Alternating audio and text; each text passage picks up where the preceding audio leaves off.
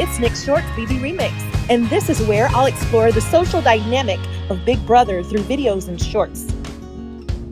I capture live footage between the house guests before "You Are Not Allowed to Talk About Production" comes over the loudspeaker. Each week, look for brand new videos, so make sure you subscribe to my channel so you'll be the first to know when I upload a new video, and be sure to comment to say hello.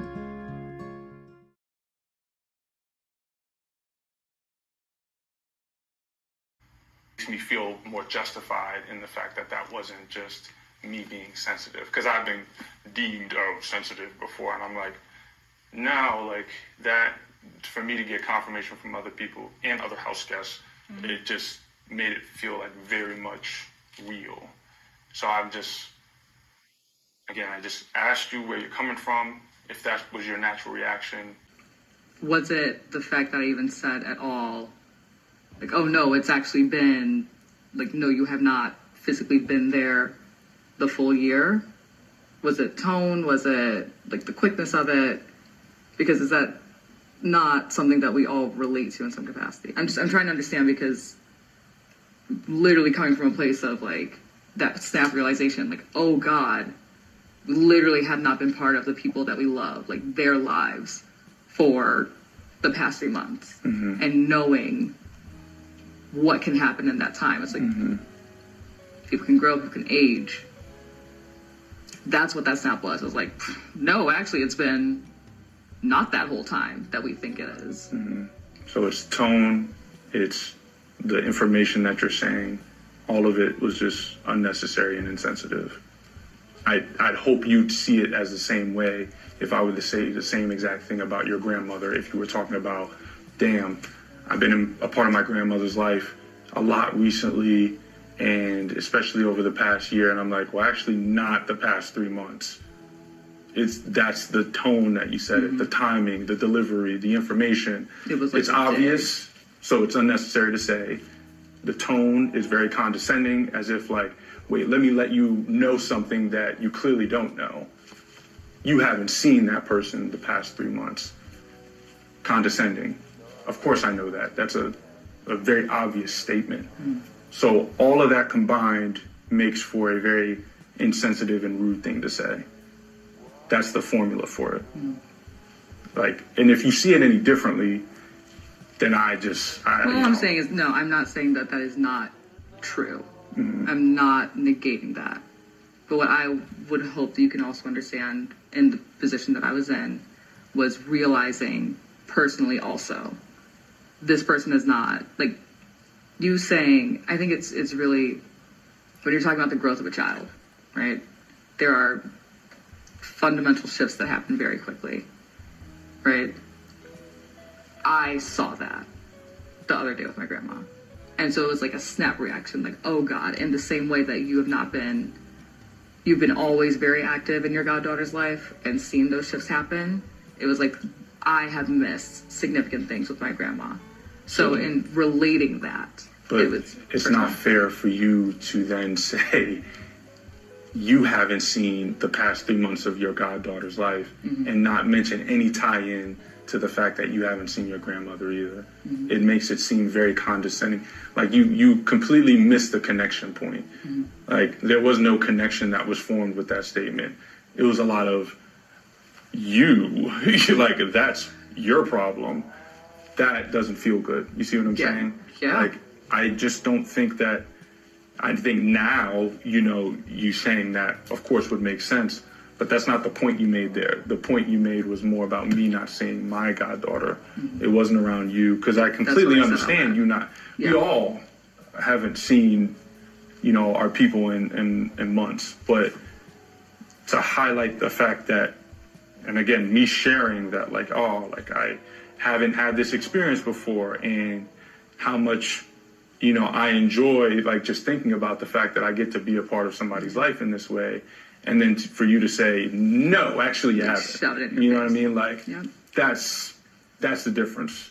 Of course, you saying this now makes sense, but in that moment, you didn't communicate that. You know what I mean? So, and even if that was the case, like, and you did communicate it, it still hurt. It still was unnecessary and it hurt you. obvious and just poor tone, you know, like I just don't think that I deserve to be spoken to about or spoken to that way.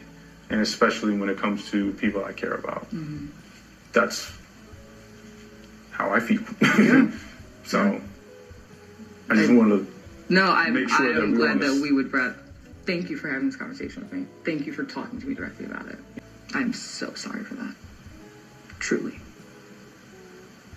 And to pile on top of that with the snatching and all that, like that, you are not someone that I want to deeply disrespect. And I say this because, first of all, I care about you as a person, you know, outside of how intimate we've been or whatever have you. But especially now that we've become intimate, I see a side of you that's not that. Mm. So to see that side of you, it makes me know that you have a capability to be more warm, you know, and not so cold and not so tone deaf to sensitive things or rude or joking. Like, I know that that's not you all the time. Mm-hmm. So to see that side came out today, and I've seen it come out before, but honestly, I didn't care all that much about it because I'm like, that's just Taylor, I guess. You know what I mean? Like, but yeah, I think I do have a fear of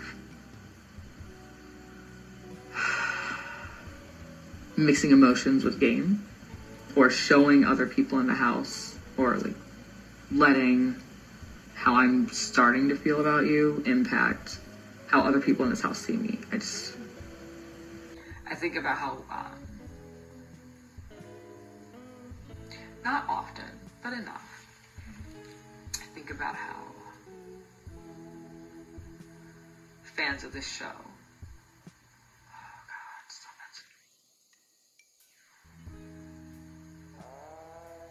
I think about how fans of this show talk about women in this game.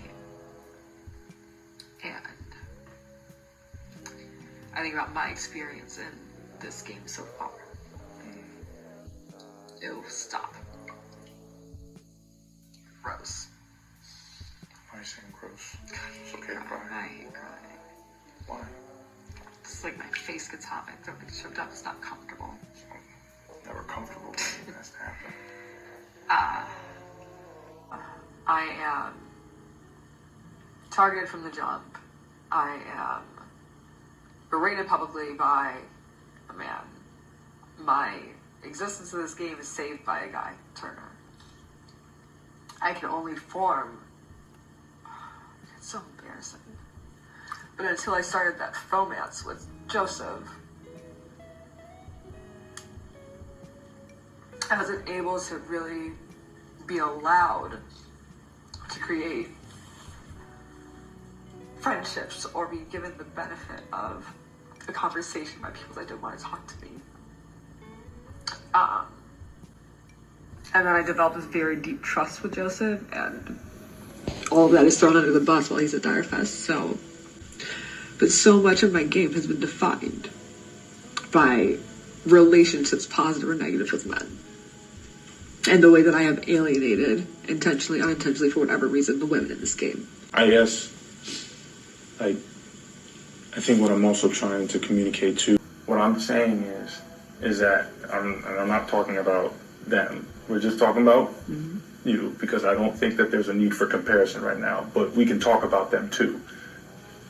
What I'm saying is that I think that's what the initial impression was based off of how you were communicating.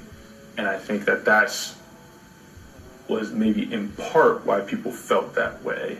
And I don't think people were comfortable enough with saying and pointing out specific examples to you at that time, because nobody was that close to feel like they could be that honest probably at that time.